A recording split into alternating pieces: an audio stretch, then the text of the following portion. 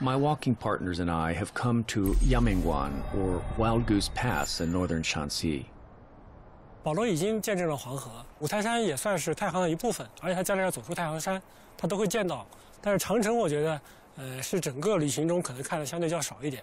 而这一段呢，是我知道的，我个人认为是山西长城中最雄伟壮丽也保存最好的一段长城。The Great Wall of China is a gigantic 2,000-year-old artifact that winds for 21,000 kilometers across the north of the country. However, this particular stretch of fortifications has not been restored for tourism. Few come here. It requires a steep uphill hike. 哇哦，这里你们要小心哦。Our trail less traveled soon pays off, with the wild Great Wall unraveling before us.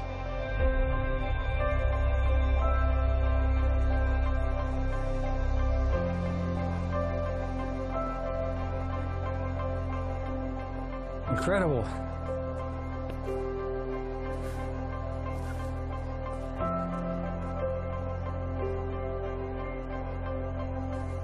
A strategic choke point that once defended ancient Chinese states from each other, as well as against the nomadic world of Eurasia. These wild walls have borne the brunt of wars, witnessed the rise and fall of dynasties, endured the clashes of cultures. But they also were permeable. They didn't hold back exchanges of people, goods, or ideas. Today, it's like one big open-air museum. Is there any stretch of wall like this anywhere else in China that's this kind of untouched, unchanged? 很多地方都有。Wow. 真正变成景区的还是很少一部分。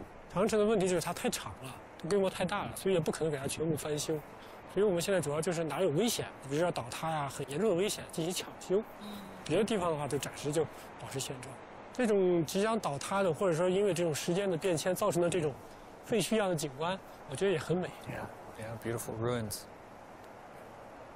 我在北京参观过八达岭长城，但是我没有走过这种保存的这么好，然后却没有大肆修起、维修的长城，这是第一次。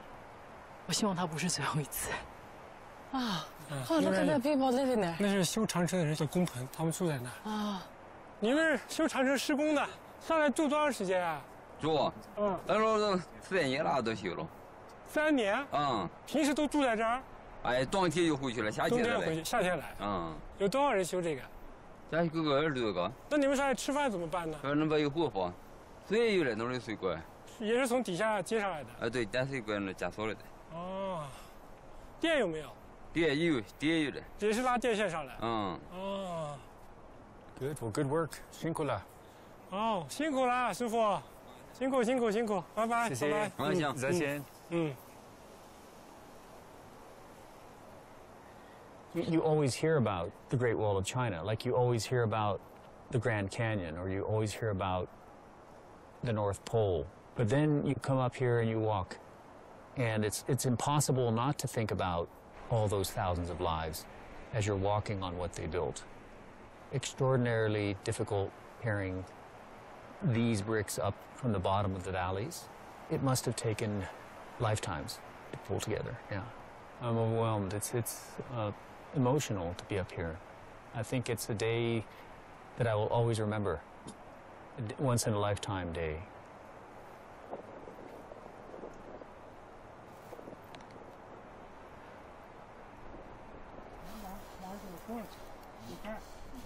Do you know this gate? 这个叫暗门 ，secret gate。 Secret gate. This gate. 对，河上都没有门，对吧？但是有时候，比如说你要派人过去刺探对方的情况，间谍要出去，对吧？或者有对方的人投诚要过来，你就会留一些暗门，做这种秘密行动，从外面看不出来。Was it disguised on the outside with trees or something, or? 它会弄得很小，到时候比如用门啊或者什么东西都可以把它堵死，也会种一些树，用些草把这个门给掩盖住。我们这一段会看到类似的门还有2、3个。Oh, really? And they appear just kind of randomly, like not every 100 kilometers. 没有固定的距离，它可能会根据它的需求，然后根据地形地势找一个比较适合建筑门的地方去修。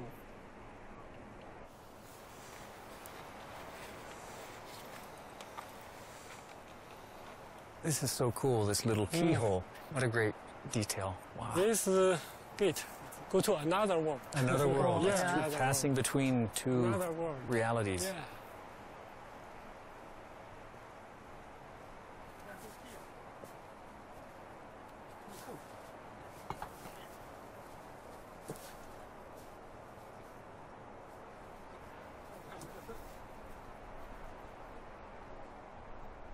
长城对中国来说不光是一个建筑，它是一个象征，精神上的象征。精神上的象征。有些人把长城比作叫中华民族的脊梁。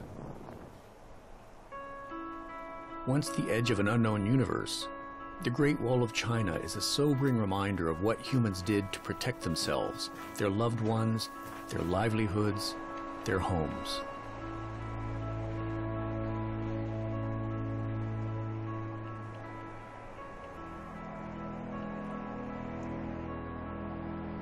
I have never lived anywhere for very long since I was a child. I crossed my first border when I was after kindergarten, and I think that act of moving across a border so young planted the seed for the ideas of this project, because I've been crossing borders ever since.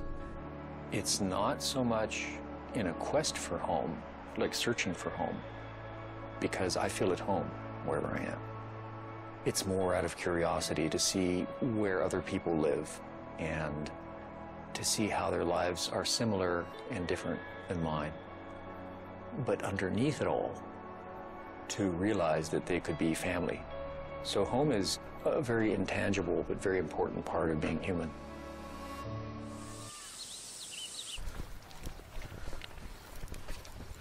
We've come to the banks of the ancient Minjiang River, the largest tributary of the famed Yangtze.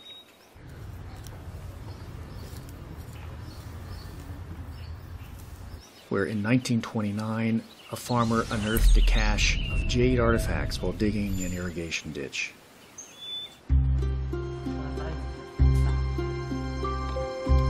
Little did he know that these treasures belonged to Sashingui, a lost civilization that flourished around the time of the Egyptian pharaoh Tutankhamun. Their origins, history, and culture have been hidden until now.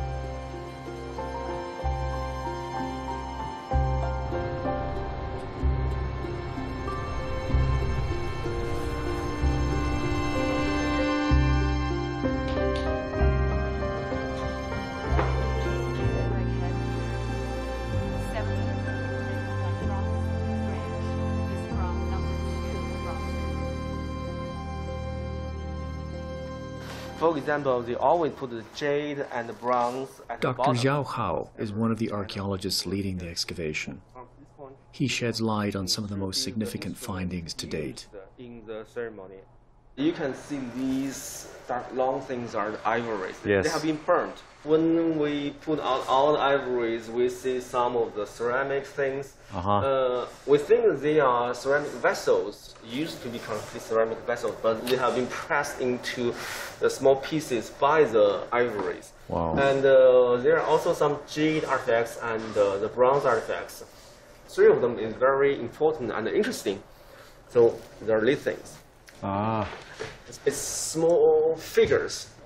How long are we looking at here? Like, how many centimeters do you think? Around 60 centimeters. I mean the hair. The hair. The hair alone. The hair. The hair is functional because there is a gap between two hands. Holders of something. Yeah, exactly. Figure is very small, but you can see many details. Yeah, beautiful. Like the nail, and you can see beautiful. these things. Yeah. Knuckles. And 这些关节、指甲，还有这个地方，对。And the bone, the wrist And bone. bone here, yeah. A dazzling trove of Bronze Age relics unlike anything previously found in China, and unlike anything ever seen, most hauled from a series of burn pits located inside a sprawling, ancient urban area the size of London's Heathrow Airport.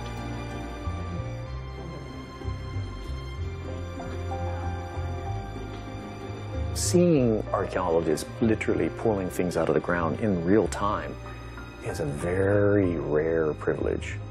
It transports you. It's like a time machine. Your imagination is unlocked, and you're thinking about, my God, how do they live here? What did they wear? You know, what did they eat? What made their heart ache? You know, what made them laugh? They're exactly the same as us. You could sit them down in this room, and you would have no difference, except we'd have to struggle to understand what they're saying. But they would have exactly the same range of emotions.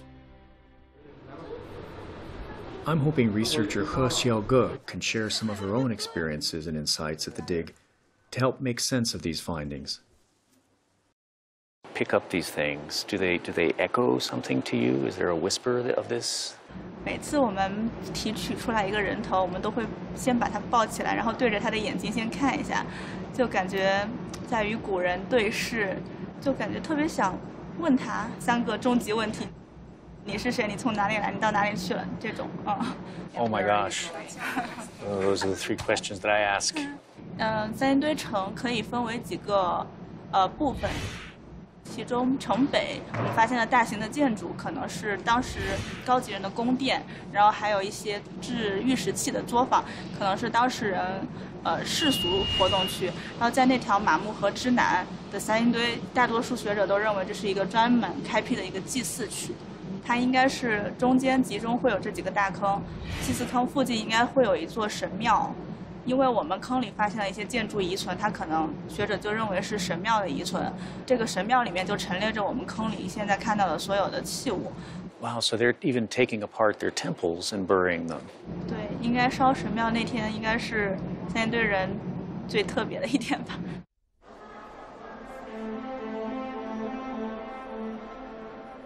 All signs of Sashingui vanished soon thereafter.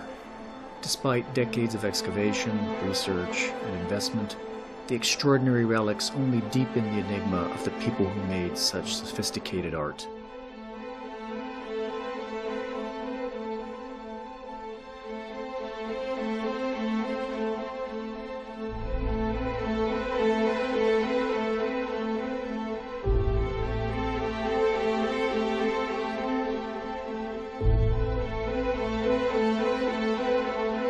Certain artists are able to capture the spirit of an animal really well, and somebody's been looking at these birds. What a piece, huh?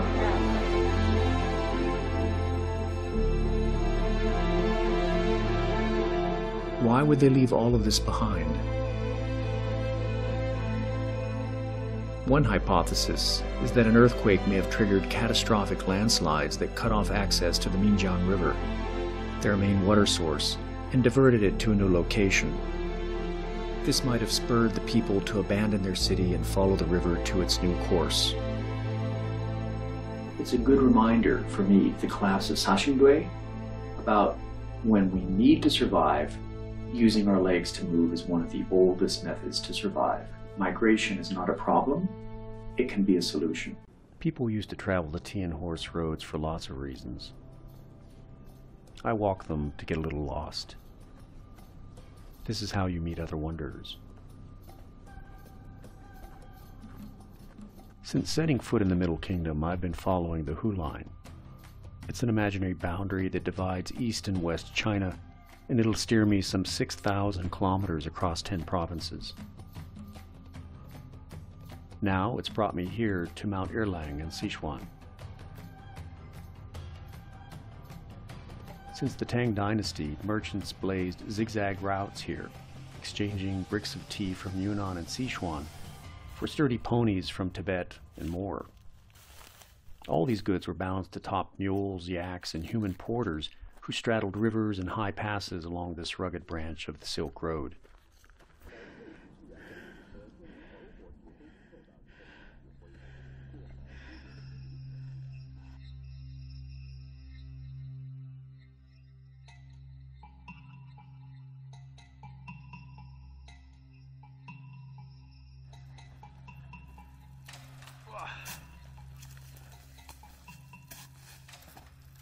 在当时，他们最多的这个茶包甚至能背到100公斤，我觉得我非常难以想象。这一趟我可能就背了不到20公斤的东西，然后走了几天之后，我的膝盖都已经这个旧病复发，已经完全不行了。就是你能想象，就是在更加崎岖的这样的山路上，然后他们每人都在背着那么80多公斤到100公斤的东西，然后再背着由这些茶换的米再回来，我会觉得这个是一个很夸张的事情。谢谢，这是推广茶包子的机会呀。这个成运动的啊，我就咋下去？好。73-year-old Chen Xiaokeng has carried memories of these legendary tea porters since childhood. A village historian, he shares his insights into these incredibly sturdy men who are sometimes joined by women and even children.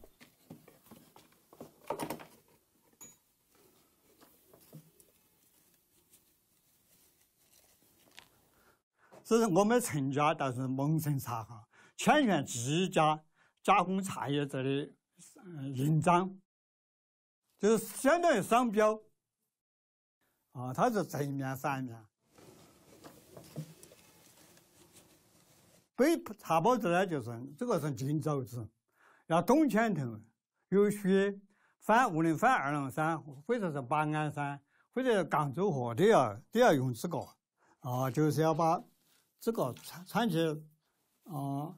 这个啊，就要这样子，不穿袜子，包这个，要包这个，这个是8步裹脚，包起的过后，然后这样子再穿，穿起的然后才这样子混起，下山就把盖到。就是现在他们等珠穆朗玛峰的，肯定没得办法，最后都是来我这来，最后现在上山全部是放着这个，他这个山上没得水手，他就不用这个，但是冬天就必须要带这个。这个是北汽茶包刮汗的，用爬插花呢，插到眼里要刮，他这个用这个刮的呢。盐不花，盐流水刮干的，一个呢，它是一个防止头昏的作用。防止现在韩国国家。People, the ancestors were incredibly clever. They came up with this handmade device that is portable. It doesn't weigh anything. It's disposable, recyclable. You can make it. You can stop where you're resting and make another one, and it just scrapes away the sweat from your forehead. If an archaeologist managed to find these, I don't think he or she would ever guess what it was for. It's like this mysterious object. But then this old dude demonstrates it, and you say, of course, it has layers of scrapers, not just one, but 2 or 3, so it really does the job. 感谢你们的中国人了解我们的。保罗先生说太感谢你了，但是这个太有价值了，就是请你留的，请你留的。And I didn't take one because I don't feel comfortable taking away the legacy of the societies and cultures that I walk through. I collect stories. I don't collect objects. 请你姐留的，是呢，就是年轻人以后跟中国的年轻人来看看这些东西，就是他就不拿这个东西了，太感谢了。These kind of artifacts are very evocative to me. They make me think about the enormous number of people who've done extraordinary things in their life, like walk through the mountains of Sichuan, carrying 80 kilos of tea, right? That's as much as I weigh. It makes my imagination race to think about other lives, other journeys, and how much of it is unrecorded, right? That's the nourishment of this project. That is the richness that comes with connecting with ordinary people along the way. And in this case, these local historians are kind of the memory keepers of communities. Thank heavens that they're still there, because if they weren't there, all of this collective experience, all of this knowledge would be lost. And part of my project's mission is to help preserve that.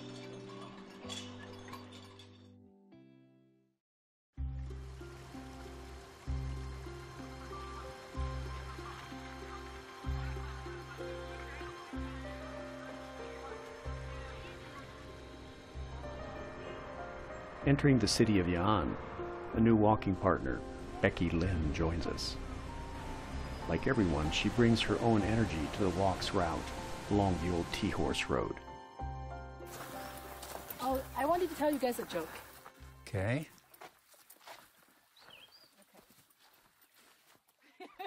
I'm listening. I started to laugh before telling the joke. Yeah, I love this joke, but people do not like it. Okay. One day... This historic pathway was an important network for commerce, but it was also just as important for an exchange of cultures, beliefs, and new discoveries. Tracing the Minjiang River, I learned that throughout Chinese history, rivers carried an almost mythical quality, something between the human and the divine. They are subjects of centuries of Chinese poetry, art, literature, folklore, and philosophy.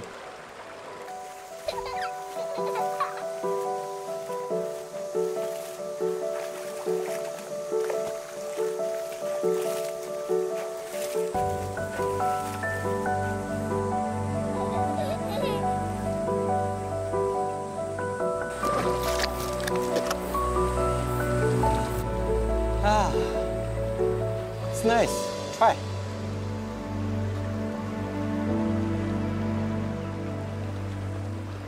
我们作为现代人，因为我们打开水龙头就有水，我们总是意识不到水是很有限的，也意识不到水的重要性。我觉得跟着保罗这样走路，跟他一起聊天，讨论今天我们看到的世界，以及那个遥远的古代人，在这个时候我们才会比较真切地意识到那些人类所面对的那些水的问题。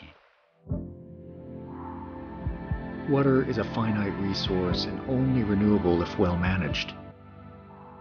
Following in the footsteps of our ancient predecessors, we soon find a prime example.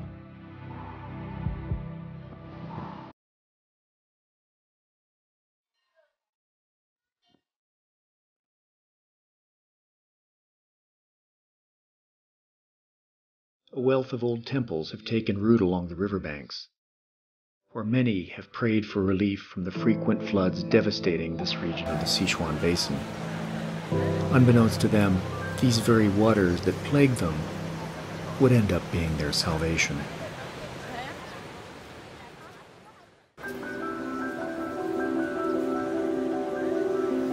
Dojiangyan is a city in Sichuan province named after its famed landmark, an irrigation system built in the 3rd century BC that's still in operation today.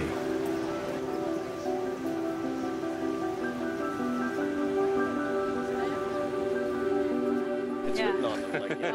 Oh, really? Yeah, it's not even from Qin Dynasty. Yeah. Okay. So this shows you like the whole structure of the irrigation system? Yeah, this is good. Here's the point. That's it. This is called like the fish mouth. Yeah, the fish mouth. This is outside river. This is like inner river. The inner river actually like goes to Chengdu, right? So the idea is you want to probably split the water so that not all the water will flood into Chengdu. So this is the first division. And all the way over here, you will have something called Fei Sha Yan. Because there is like a little angle here, right? And you'll have this to filter a lot of sand and stone into the outer river. And over here, you have one last piece. It's called a bottleneck. Wow, very beautiful. Yeah. Once there is like a huge volume of water flood in, the whirlpools actually help to activate the function of the filter. Because right in this way, it's actually filtering out the sand. Yeah, because it goes like this. This colossal early water project is not just impressive in the way it takes advantage of the topography, but also in its ingenious construction. The past time, they made this with the bamboo basket full of rocks, put one by one together to build this. In other parts in southern China, you can still see that structures.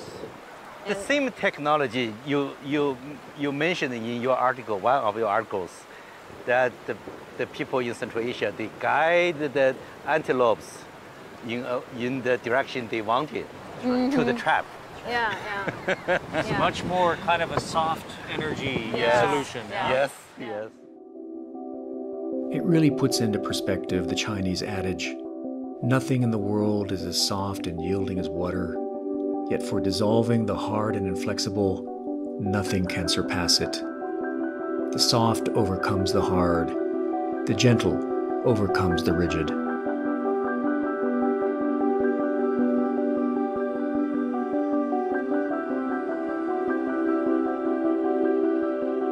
By corralling the river, Dojiangyan prevented floods and provided consistent irrigation for food production, and in the process, opened up the doors to a golden age.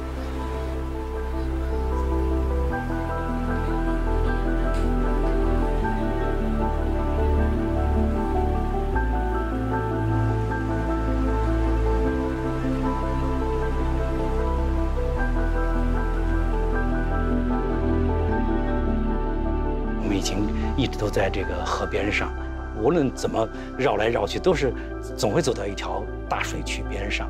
这些水渠我们也都去摸过了、碰过了，岷江来的这些水都像雪水一样，都是冰的，水流这么急，因为饥渴的成都平原在呼唤他们，他们都在往那边冲过去，对吧？从西向东冲过去，没有他们，就没有我们今天所知的成都平原。所以这个重要性真的是不容易夸大，怎么说都不容易夸大。I've crossed many, many rivers, and I've walked along many rivers. And what I've found is that rivers are biographers of landscape. So the Mijiang is a beautiful river for time, for thinking about time, how time flows. Back from the Stone Age, the first people who walked through this part of China, all the way up to the modern, gleaming steel and glass city of Chengdu of 20 plus million people. The entire continuity of the human story and that part in the Sichuan Basin of China can be told by that river.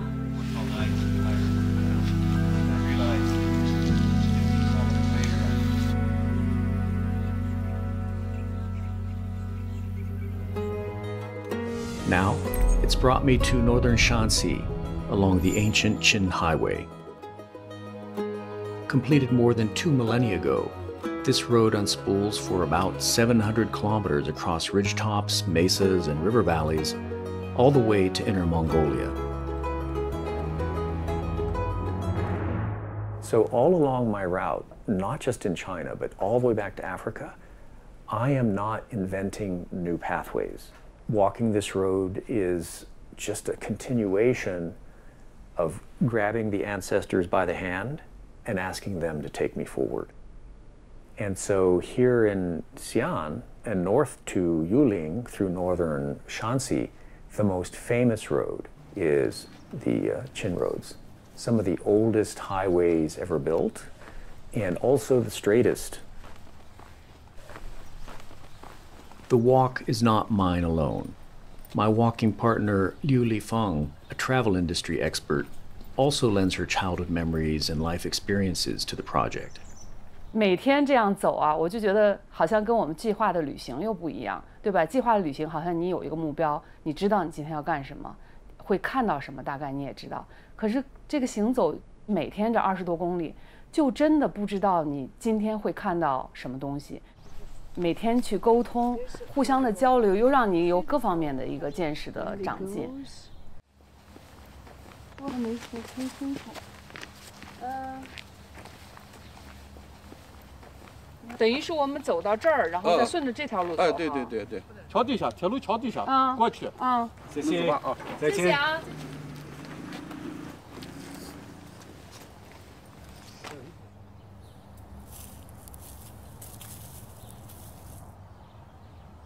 Do you remember anything about the winter time when you were young in Mexico? Was it very warm? Yeah, it's subtropical, so it never got cold. It's kind of like Dali. I've been crossing frontiers since I was 6 years old. That's when my family moved from the United States to Mexico. That was my first border. Shanxi marks the 10th anniversary of the walk. But for me, such numbers aren't that important. I don't measure it in years, Because after all, I've been doing this for so long, thousands of days and nights, that if you do something that long, sooner or later it just becomes your life. I can tell you that I've measured off this project in landscapes and people. Those dates and those events loom higher than just a date on a calendar. Over 13,000 miles, scores of walking partners, countless stories. The walk has taught me to accept serendipity, to welcome the offerings of chance.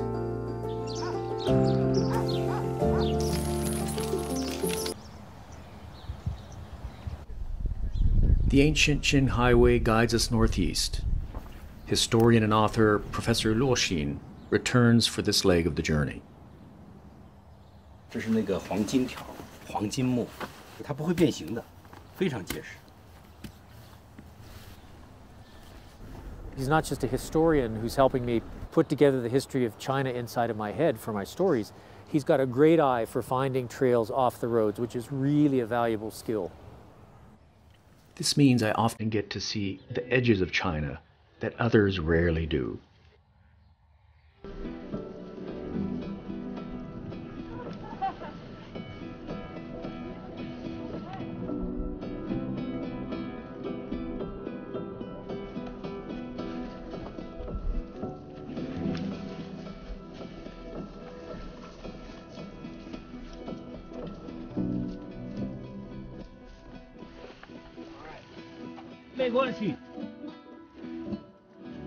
All right. Just test your footing.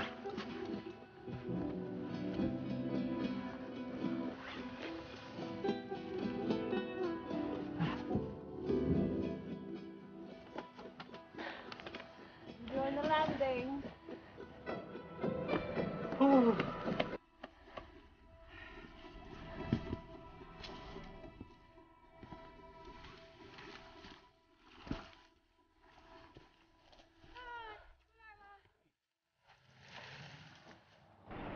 The Forever Walk has taught me this, that we stand a better chance of survival by walking together, by learning from each other, by listening to each other's ideas. There is an old joy in this approach.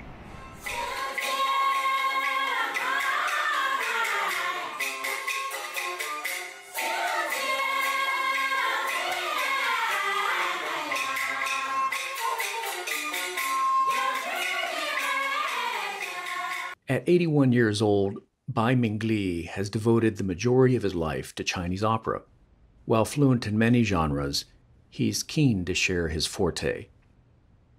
道就是道教音乐，道歌是在唐朝，道情呢，在唐朝就是有，但是仅仅是流传，很少。When did you start singing? How old were you? 我是8岁的时候开始，当时我们村里办了个冬学，请了一位老师，他不是挣钱，而是挣小米。我的父亲和我的爷爷、我的四爸他们都学，但是我家庭生活条件不好，到时候我的父亲就不让我学。他们在窑里学着了，我在窗外边，窗外边听了。说是就这样，大人喜欢什么，我也基本就喜欢什么。I'm treated to a moving performance of Dao Qing opera in Mingli's Simple Flat. It's a narrative about his hometown.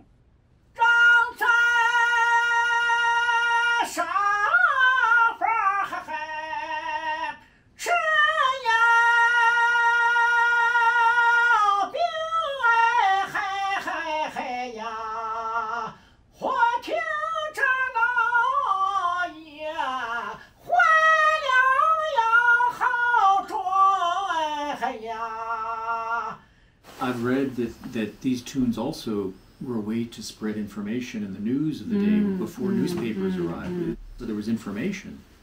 有 Yes, 有 they have. 道情四渡街里都有，它这里头也有神话故事，也有古的东西，就古代的一些字情 mythology stories. now recognized as a national level bearer of intangible cultural heritage, Bai Mingli spends his days teaching some 300 apprentices. 后到把它下来，跳啊跳，带后边，带皮要这块。月照海上的太阳山，一朵好远嘿呀。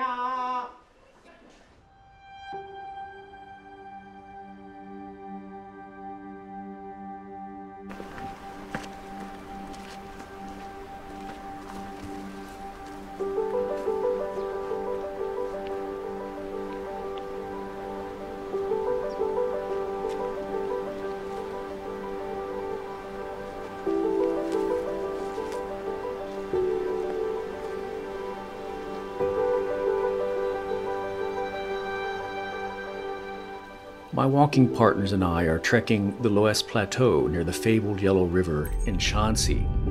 This is traditionally known as the birthplace of Han Chinese civilization.